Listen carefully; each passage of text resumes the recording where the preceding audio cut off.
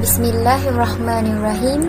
Alhamdulillahirrabbilalamin. Wassalatu wassalamu ala asyrafil anbiya wal mursalin wa ala alihi wa sahbihi ajmain. Amma ba'd. Assalamualaikum warahmatullahi wabarakatuh. Saya Nur Fatihah binti Razak, wakil daripada Persatuan Syariah Nexus. Hari ini saya diberi peluang untuk menceritakan kisah Nabi Isa dan ibunya. Nabi Isa AS, ibunya yang bernama Maryam dan tidak mempunyai seorang ayah. Beliau dilahirkan atas kehendak dan kuasaan Allah. Dengan tanpa ayah, beliau lahir pada tahun 622 sebelum hijrah.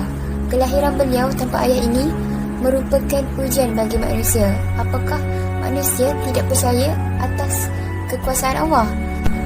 Maryam puteri kepada Imran. Maryam adalah wanita yang solehah.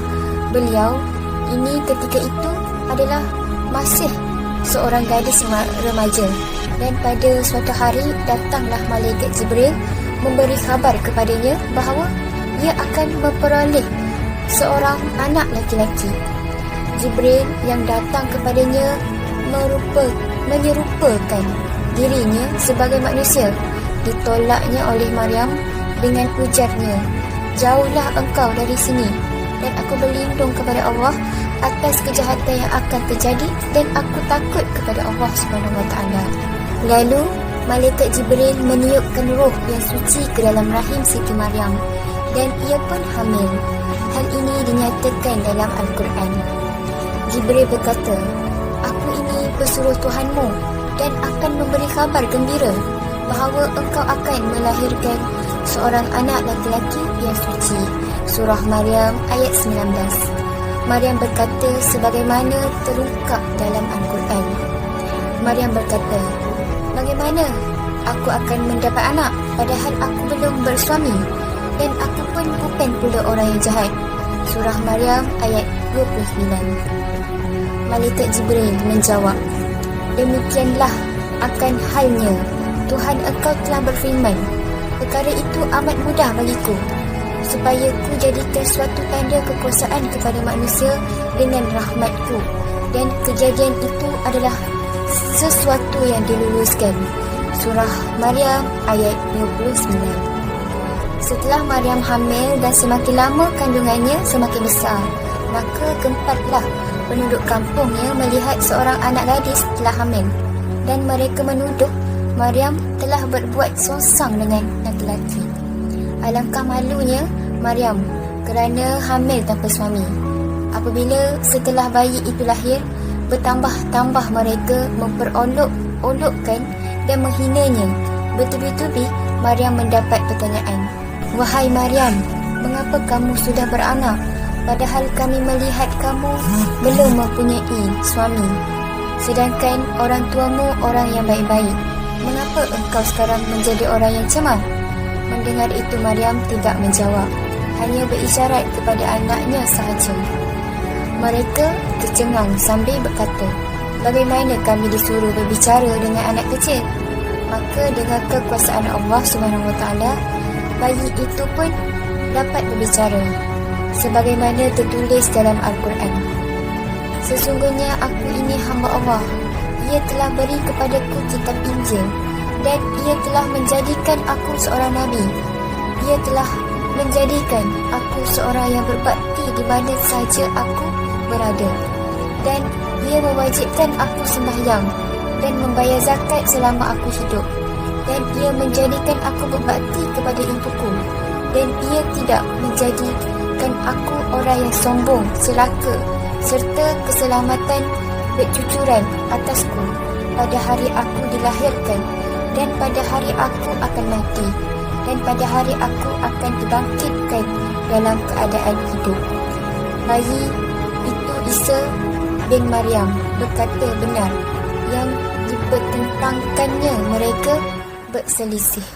Surah Maryam ayat 30 hingga 34. Kemudian Maryam berpindah ke negeri Mesir untuk memelihara agar anaknya jangan dibunuh orang. Dan di Mesir, ia dan puterinya tinggal selama kurang lebih 12 tahun. Kemudian mereka berpindah kembali ke negeri Syam. Dan setelah diangkatnya Isa menjadi Rasul, sebagaimana yang dinyatakan dalam Al-Quran, dan diajarkan kepadanya ilmu tentang Alkitab dan ilmu pengetahuan yang lain, mengetahui isi kitab Taurat dan Injil, serta ia diutus untuk kaumnya, Bani Israel.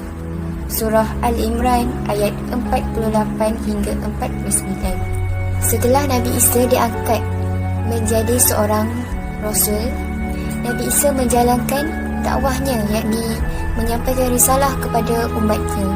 Beliau diberi mukjizat oleh Allah sebagai bukti bahawa ia adalah Rasulullah. Mukjizat Nabi Isa di antaranya adalah dapat membuat burung dari tanah liat atas kehendak dan kekuasaan Allah, dan dapat menyembuhkan orang buta, penyakit lusa, serta hidupkan orang mati dengan izin Allah SWT. Dapat menerangkan apa yang dimakan dan disimpan di dalam rumah-rumah kaumnya. Kemudian dapat menurunkan makanan dari langit ketika diminta oleh kaumnya. Nabi Isa AS diangkat menjadi Rasul ketika usianya 30 tahun. Ia berjuang menyiarkan agama yang benar, membongkar akan kesalahan-kesalahan dan kesesatan pendeta-pendeta Yahudi yang telah menyimpang jauh dari ajaran Taurat. Dalam menjalankan tugasnya sebagai Rasul, Nabi Isa selalu mendapat tentangan dari kaum kafir. Kelompok dari kaum kafir itu adalah sahabat Nabi Isa sendiri yang murtad. Mereka berusaha menangkap Isa kerana ia menyangka bahawa ia dapat menangkap Isa kerana ia orang yang terdekat baginya. Tetapi orang yang murtad inilah yang sebenarnya tertangkap, bukan Nabi Isa. Dan dengan kekuasaan Allah, Nabi Isa telah diangkat ke dalam alam ghaib. Sedangkan muka paras wajah si murtad itu dilihat oleh orang ramai seperti Nabi Isa. Kekuasaan Allah SWT lebih dan melebihi segala-galanya, dan rencana manusia dapat berhasil, tetapi rencana Allah lah yang pasti terjadi dan terlaksana. Firman Allah dalam Al-Quran, adapun orang-orang yang durhaka itu tidaklah mereka membunuh dan menyalib Isa, hanya orang-orang yang diserupakan dengan Isa lah yang tersalib. Surah An-Nisa ayat 157. Setakat ini sahaja daripada saya mengenai kisah Nabi Isa dan ibunya. Wallahu a'lam bishawab. Assalamualaikum warahmatullahi wabarakatuh. Sekian, terima kasih.